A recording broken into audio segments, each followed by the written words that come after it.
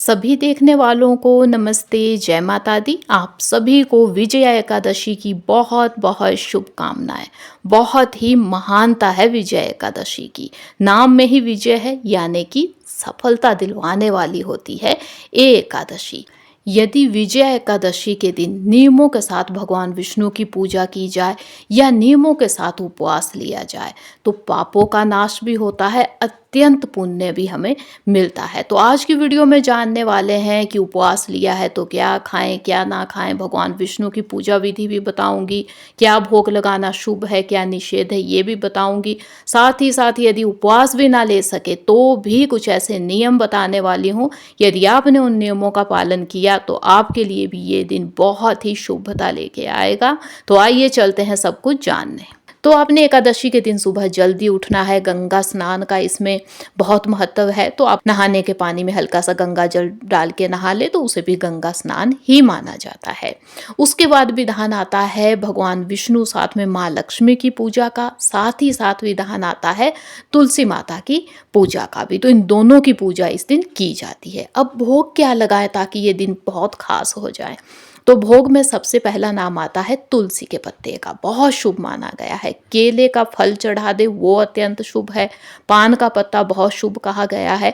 तो ये दो तीन भोग है, इनमें से आपको कुछ ना कुछ लगाना चाहिए। लाल या पीले फूल चढ़ाने भी अत्यंत शुभ कहे गए हैं। सच्चे मन से पूजा की जाए, यदि कम चीजें भी आपके पास है तो भी वो जो पूजा है सफल हो जाती है।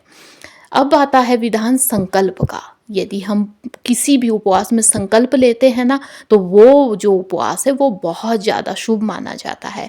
तो आप किसी पंडित को ना बुला सके कोई बात नहीं, हाथ में आप जल ले सकते हैं, गंगा जल ले सकते हैं, फूल ले सकते हैं, चावल ले सकते हैं। कोई एक चीज़ लेके आप संकल्प ले ले। ये वाला उपवास आप कैसे लेना चाहते हैं। ये उपवास पानी पी के, बिना पानी पी के लिया जाता है। कुछ खाने पीने को का भी विधान है, वो आगे वीडियो में पता चलने वाला है। लेकिन आपको सुबह संकल्प लेना है। ये उपवास हल्का सा कठिन होता है क्योंकि एकादशी को उपवास होता है, द्वादशी को खुलता है। तो कुछ खाने पीने का विधान आता है। चलिए चलते हैं जानने क्या खाना है क्या नहीं। सबसे पहले जानते हैं क्या है निषेध। तो पहला नाम आता है चावल का। कोई भी एकादशी हो, चावल खाना अत्यंत अशुभ माना जाता है। तो आपको चावल नहीं खाना है, ये निषेध है एकादशी के लिए। उपवास भी ना ले सके तो केवल चावल ना खाए, आपके लिए भी ये दिन बहुत शुभ होगा।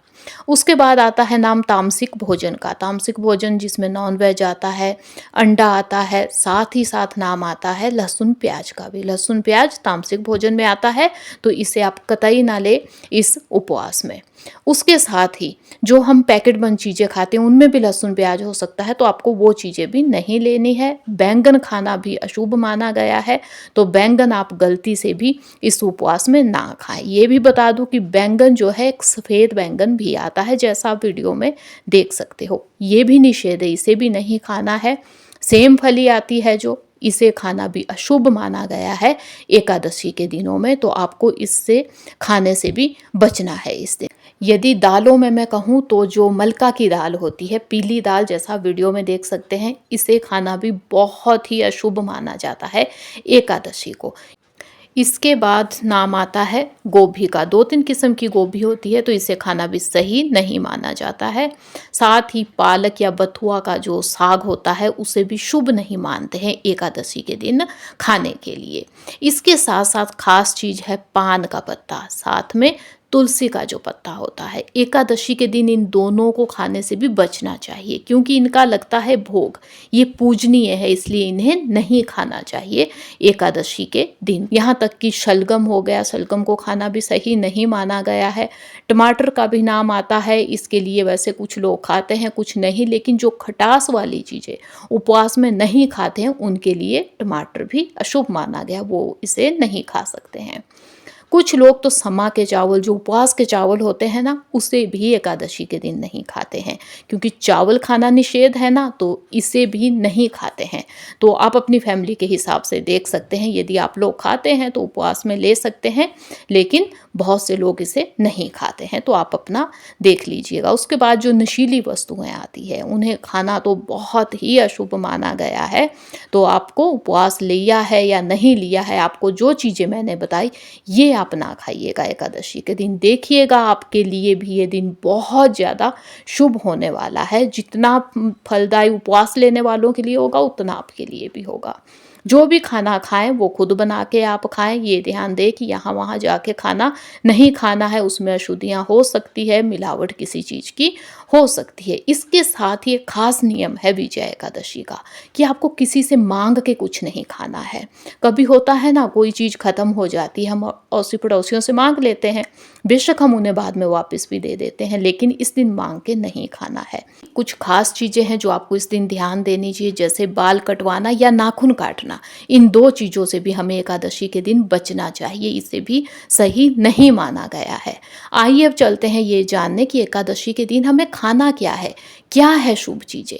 तो मैं सबसे पहले तो आपको ये बता दूं कि ये उपवास लोग अलग अलग ढंग से वैसे लेते हैं, जिसमें देखिए कुछ लोग कुछ चीज़ें खा पी लेते हैं, वहीं पे कुछ भक्त ऐसे होते हैं जो पानी तक इस उपवास में नहीं पीते हैं। वहाँ पे कुछ लोग ऐसे जो केवल पानी ही पीते हैं। बहुत से लोग ऐसे हैं जो चीज़ें मैं बताऊंगी वो खा पी लेते हैं, उन्हें खा सकते हैं, उसमें कोई संदेह नहीं है। जैसे कि फल या फलों का जूस हम ले सकते हैं इस उपवास में। ध्यान क्या देना है कि हम ये जूस खुद फलों से निकालें, यहाँ वहाँ का नहीं लेना है। जो भी चीज़ें खाए 2 या 3 समय ही हमें कुछ खाना होता है। बहुत ज़्यादा खाना उपवास के लिए सही नहीं माना गया है।